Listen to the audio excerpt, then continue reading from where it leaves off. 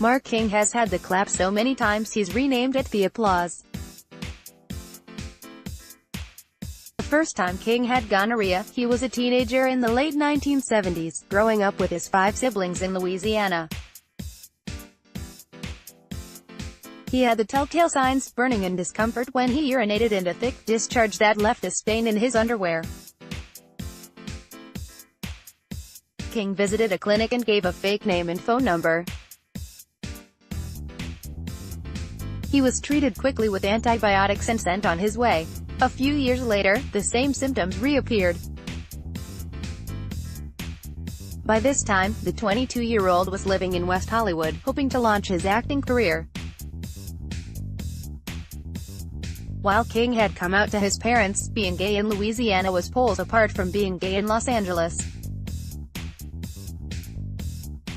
For one, homosexuality was illegal in Louisiana until 2003, whereas California had legalized it in 1976. In Los Angeles there was a thriving gay scene where King, for the first time, could embrace his sexuality freely. He frequented bathhouses and also met men in dance clubs and along the bustling sidewalks. There's lots of sex to be had. The fact that we weren't a fully formed culture beyond those spaces was what brought us together as people. Sex was the only expression we had to claim ourselves as LGBT people, King says. When he stepped into the Brick Clinic, just a few strides away from the heart of the city's gay nightlife in Santa Monica, King, with his thick sandy blonde hair with a tinge of red through it, looked around the room. It was filled with other gay men. What do you do when you're 22 and gay? You cruise other men. I remember sitting in the lobby cruising other men, King recalls, laughing. My summer of love was 1982. It was a playground. I was young and on the prowl. Like a few years earlier, the doctor gave him a handful of antibiotics to take for a few days that would clear up the infection. It wasn't a big deal. In fact, as King describes it, it was simply an errand to run. It was the price of doing business, and it wasn't a high price at all, but it was the calm before the storm, in more ways than one. When King picked up gonorrhea again in the 1990s, he was greatly relieved that treatment was now just one dose. Penicillin was no longer effective, but ciprofloxacin was now the recommended treatment, and it required only one dose. In King's eyes, getting gonorrhea was even less of a hassle. But this was actually a symptom of treatment regimens starting to fail. The bacteria Neisseria gonorrhoeae was on the way to developing resistance to nearly every drug ever used to treat it. Copyright Aaron Anaker for Mosaic on receiving the 1945 Nobel Prize in Physiology or Medicine for discovering penicillin. Alexander Fleming finished his lecture with a warning: there is the danger, he told the audience, that the ignorant man may easily underdose himself and, by exposing his microbes to non-lethal quantities of the drug, make them resistant. In other words, we have known about bacteria's ability to evolve resistance to drugs since the dawn of the antibiotic era. Dr. Manika Balasegaram is director of the Global Antibiotic Research and Development Partnership, GARDP, based in Geneva. It's a joint initiative between the Drugs for Neglected Diseases Initiative, DNDi, and the World Health Organization, WHO, and aims to develop new or improved treatments for bacterial infections. All antibiotics will have a shelf life. That's just evolution, he says. It's just a question of how quickly it will happen. Antibiotic resistance is one of the biggest threats to global health, food security and development. Common infections, such as pneumonia and tuberculosis, are becoming increasingly difficult to treat. But GARDP has chosen to focus its attention on gonorrhea as one of its 4 main priorities. The sexually transmitted infection caught Balasegaram's eyes for a host of reasons. For one, a lot of the antibiotics that are currently used against gonorrhea are used widely for other infections, and then Gonorrhea has the ability to acquire resistance from other bacteria frighteningly quickly, meaning it can rapidly build up resistance. Secondly, untreated gonorrhea infections bring with them a range of potentially serious health implications that can have devastating consequences. Gonorrhea is the most important sexually transmitted infection. It's the one we're most concerned about, Dallas Egram says. Every year an estimated 78 million people are infected with gonorrhea, making it the second most frequently reported sexually transmitted bacterial infection after chlamydia. According to WHO, gonorrhea can infect the genitals, rectum and throat. Symptoms include discharge from the urethra or vagina and burning during urination called urethritis, caused by inflammation of the urethra. However, many who are infected don't experience any symptoms, meaning they go undiagnosed and untreated. Complications of untreated gonorrhea can be severe and disproportionately affect women, who are more likely to experience no symptoms. Untreated gonorrhea not only increases the risk of contracting HIV but is also linked with an increased risk of pelvic inflammatory disease, which can cause ectopic pregnancy and infertility. A pregnant woman can also pass on the infection to her baby, which can cause blindness. Fixing the threat of resistant gonorrhea won't be easy. The challenges in developing a new antibiotic can't be overestimated. Is the money for research and development? What makes the search for a new antibiotic for gonorrhea particularly challenging is the frequency of asymptomatic infections along with gonorrhea's ability to adapt to its host's immune system and develop resistance to antibiotics. A major concern is that because gonorrhea can live in the throat without someone even knowing, the bug can acquire resistance from other bacteria that also live there and which have been exposed to antibiotics in the past. And with evidence that oral sex is becoming increasingly common in some parts of the world, this is particularly challenging. Oral sex is deriving resistance. It's a network of people having lots of oral sex. It's the new norm, says Dr. Teodora Y., a medical officer in WHO's Department of Reproductive Health and Research in Geneva, talking specifically about Asia. These challenges and concerns have gripped Dallas Egram, but nonetheless he's more determined than ever to bring a new drug to market. People are dying from drug-resistant infections. This is undoubtedly because this area has not been prioritized in the past because other areas are. I don't think it's easy to put a financial value to it. Copyright Aaron Anaker for Mosaic Crescent. Data collected by WHO examined trends in drug-resistant gonorrhea in 77 countries. Countries that are part of the health agency's gonococcal antimicrobial surveillance program, GASP, a global network of regional and sub-regional laboratories that track the emergence and spread of resistance. And the results are grim. More than 80% of the countries that reported on azithromycin, a commonly prescribed antibiotic used to treat numerous common infections, including sexually transmitted infections, STIs, found resistance.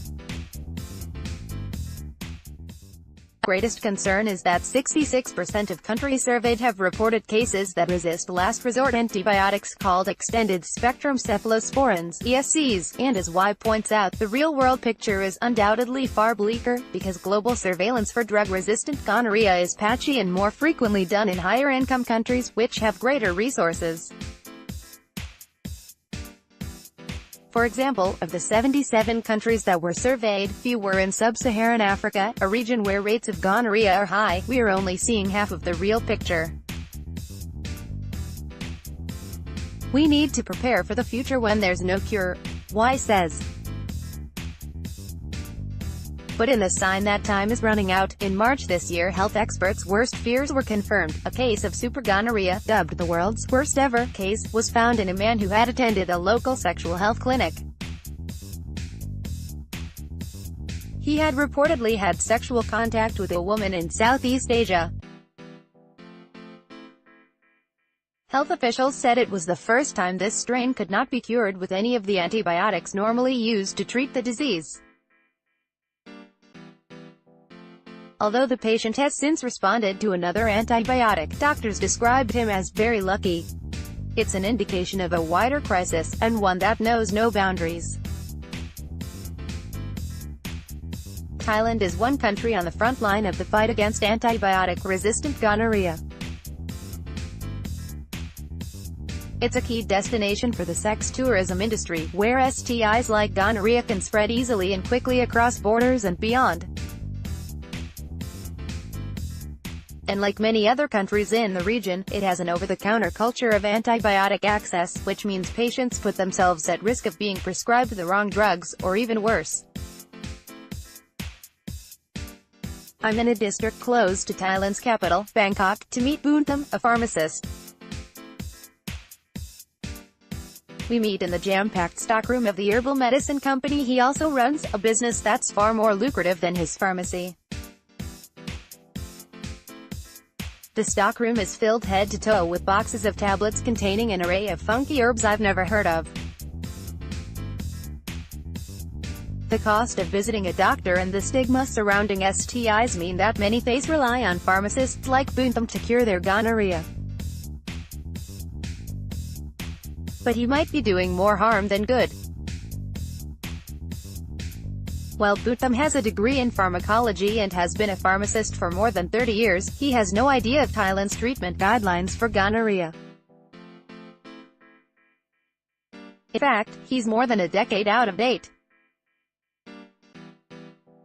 And he can't, of course, diagnose patients accurately, particularly because gonorrhea has similar symptoms to chlamydia. If you've been doing this for a long time, you just do what you have to, and that's an educated guess. As of now I use ciprofloxacin to treat gonorrhea, he says. If that doesn't work, then I guess it's chlamydia, I tell him. However, that gonorrhea in Thailand, as in many other countries, has shown widespread resistance to ciprofloxacin, and that his country actually stopped recommending it more than a decade ago. It's not resistant. Even doctors use it, he says. I prescribe it because it's cheap.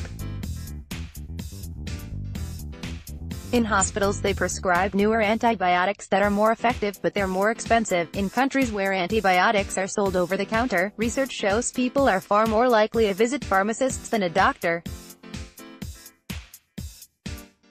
But while experts acknowledge that restricting the sale of antibiotics, particularly in rural and remote areas where there are few, if any, proper doctors, isn't the answer, this still presents a major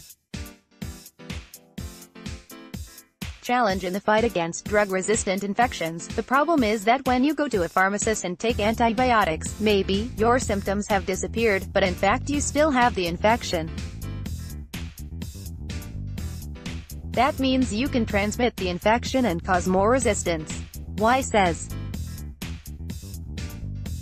I asked Buntham whether he's concerned about resistance, if he's worried that the people he's treated for gonorrhea aren't cured. Resistance to medication is a doctor's job, not a pharmacist's, he says. The casual handing out of antibiotics without a prescription is not only confined to Thailand. It's a huge concern across the rest of the region and in other parts of the world, with no clear vision of how to tackle this growing problem. Handing out antibiotics that likely no longer work for people with gonorrhea has also been happening in high-income countries, countries that might be expected to have stricter treatment guidelines. In fact, a study published in the BMJ in 2015 found that many GPs in England were prescribing ciprofloxacin, even though it hasn't been recommended for treating gonorrhea since 2005. In 2007, ciprofloxacin still made up almost half of prescriptions for gonorrhea. As recently as 2011, GPs still prescribed it in 20% of cases. Copyright Aaron Anaker for Mosaic. On a balmy afternoon in bustling Bangkok, I visit Xylem Community Clinic at TropMed, an STI clinic northeast of the city center dedicated to men who have sex with men, MSM, and transgender women who have sex with men. Located on the 12th floor of the Hospital for Tropical Diseases, the clinic is spotlessly clean, with bright purple walls, rainbow flags and a sign that immediately catches my eye, which reads, "Suck, F***CK, test, repeat." Off the main corridor is a microbiology lab that is doing critical and urgent work in the fight against antibiotic-resistant gonorrhea. In fact, the lab may be the best way Thailand can protect itself from this growing threat. Dr. Eileen Dunn is an American epidemiologist and the head of the Behavioral and Clinical Research section of the HIV/STI program here, which is run as part of a collaboration between Thailand's Ministry of Public Health (MOPH) and the U.S. Centers for Disease Control and Prevention (CDC). She, along with her Thai staff, are Thailand's best line of defense in slowing gonorrhea resistance. In 2015, recognizing the worldwide danger of increasingly difficult-to-treat gonorrhea infections, and the specific threat they pose to Thailand, the US CDC, WHO and Thai MOPH joined forces to launch a program to track and ultimately limit the spread of antibiotic-resistant gonorrhea.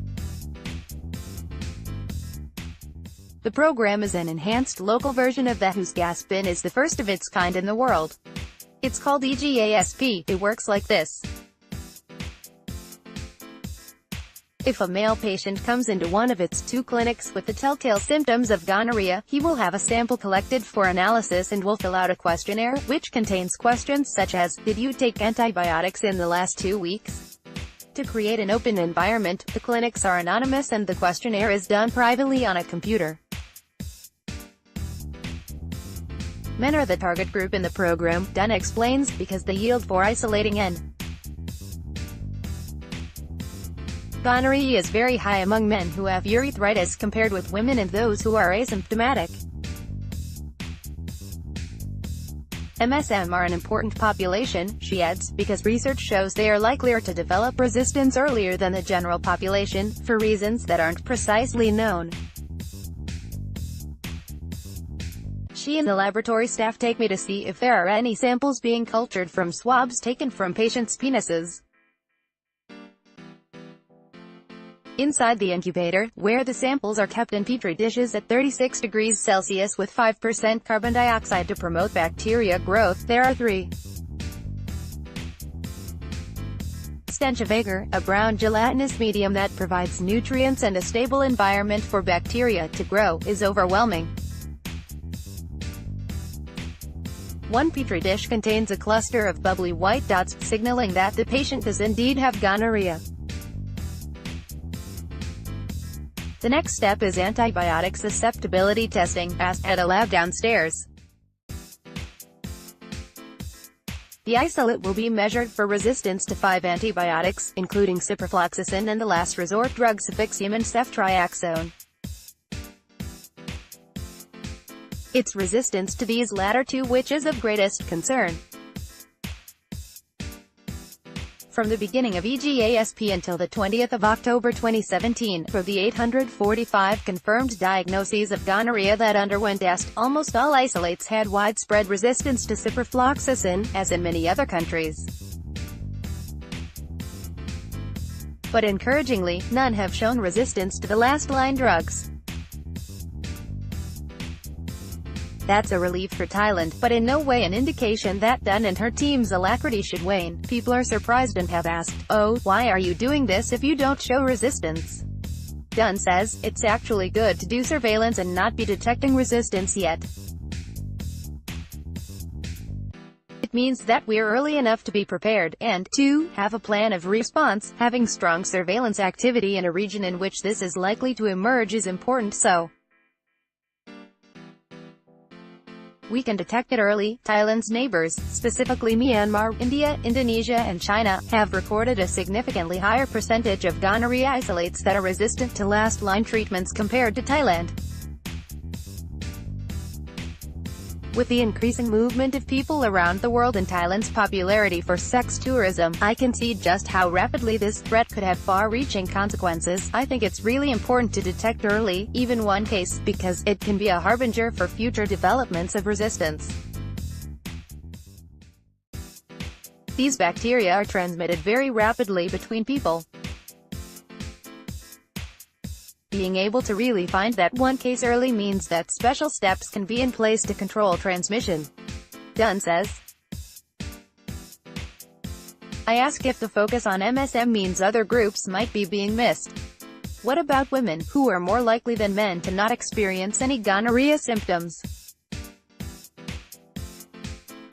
Or itinerant sex workers from across the border in Myanmar and Cambodia? I wonder if, among this high-risk group, EGASP is missing some of Thailand's most vulnerable. I ask if there's potential for the program to extend its work to include these people and their partners. Dunn agrees it's a good idea. This targeted approach in men with symptoms is purposeful but may not be generalizable to the whole population. It's the tip of the iceberg, but it's early on in the program, and she and the team have to start somewhere. We need more time, she says. But no one is really sure how much time Thailand, and the rest of the world, has. The number of people infected with gonorrhea has risen rapidly in recent years. Australia has seen a 63% increase in the number of reported gonorrhea cases since 2012, with the fastest rate of increase being in young heterosexual urbanites. In England, gonorrhea cases rose by 53% between 2012 and 2015, led by young people, gay men and other MSM. Meanwhile, in the USA cases rose by nearly 50% between 2009 and 2016, and according to some experts, one of science's greatest achievements in the fight against HIV could be a factor. Like many, Mark King's nonchalant attitude towards sex had come to a halt when the HIV epidemic hit the gay community in the USA. No longer was gonorrhea simply seen as a small, insignificant price to pay for a night of fun. Half the fun of being gay was that you didn't have to worry about birth control. Condoms were birth control, not STI control, says King, but as the years pass and you get into the 90s and we know how HIV is transmitted, to get gonorrhea is shameful because it means that you've been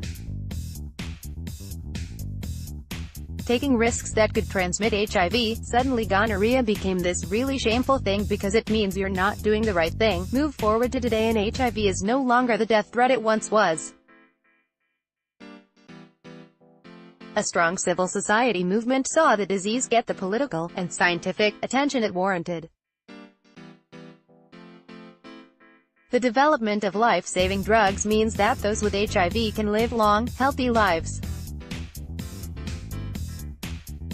But as HIV treatment and prevention methods improve, people's perception of risk may be changing. Pre-exposure prophylaxis, PrEP, is a daily pill for people who don't have HIV but who are at substantial risk of getting it. It's a powerful tool in the fight against HIV, it is argued. When taken every day, it's up to 92% effective in preventing infection. But with its development and uptake came alarm bells, with some warning that STI rates would increase among those who used PrEP. Some small studies have hinted that this may be happening. Not all experts agree with this. The data from these studies is ambiguous and cannot be generalized. And some say that regular testing regimes associated with PrEP prescriptions could prevent STIs spreading. However, just as with antibiotics, there are people using PrEP without getting it through official health outlets. A recent survey carried out across Europe by the HIV/AIDS advocacy group, AIDS, found that about 70% of informal PrEP users were having no regular medical monitoring. King is one of many for whom concerns over STIs in the broader context of having the incredible ability to prevent HIV infection seems absurd. PrEP opens the door for people to have sex without fear of HIV infection. The reaction is, yes, but what do we do about STIs? Oh my god, gonorrhea and syphilis, King says sarcastically. People ask me, how does a person get HIV or gonorrhea in this day and age? Well, let's see, because they were horny, or they said yes when they should have said no, or they had too much to drink, or they fell in love, or they trusted the wrong person. King's words may resonate with many around the world. But WHO is focused on increasing condom use. I is particularly worried about the proliferation and popularity of dating apps among young people, which she believes are making no-strings-attached sex easier to obtain. All of us need to be strong about condom use.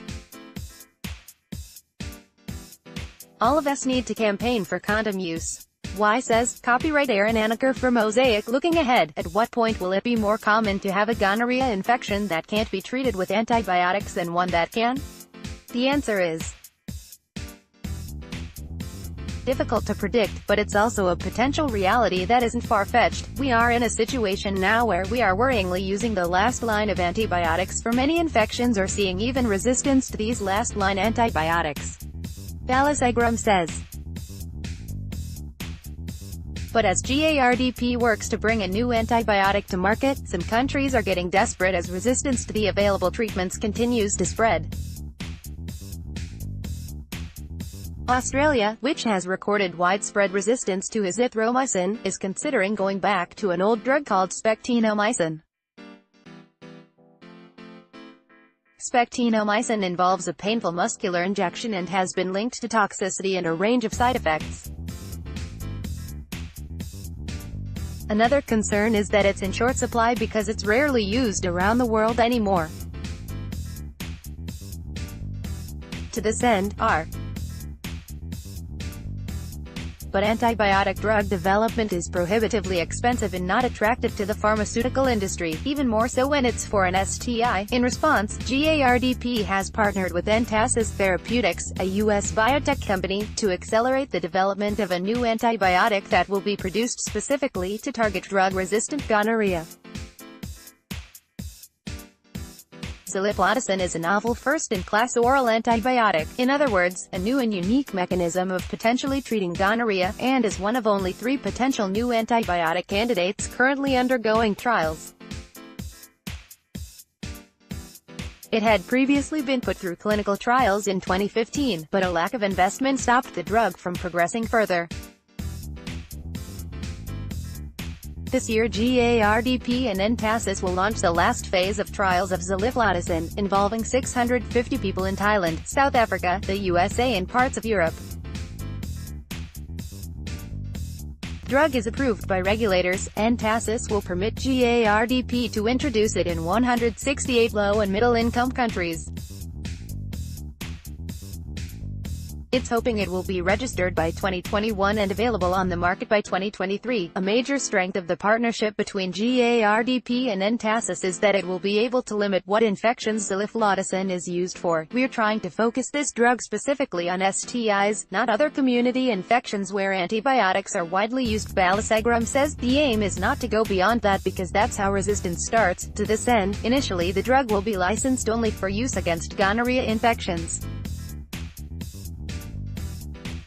If it proves to be effective against chlamydia and mycoplasma genitalium, another bacterial STI, the GARDP and Entasis partnership could license it for those 2 infections as well. Subject to clinical trials, we will support clinical trials and registration, and therefore we can play a big role in how it is responsibly introduced.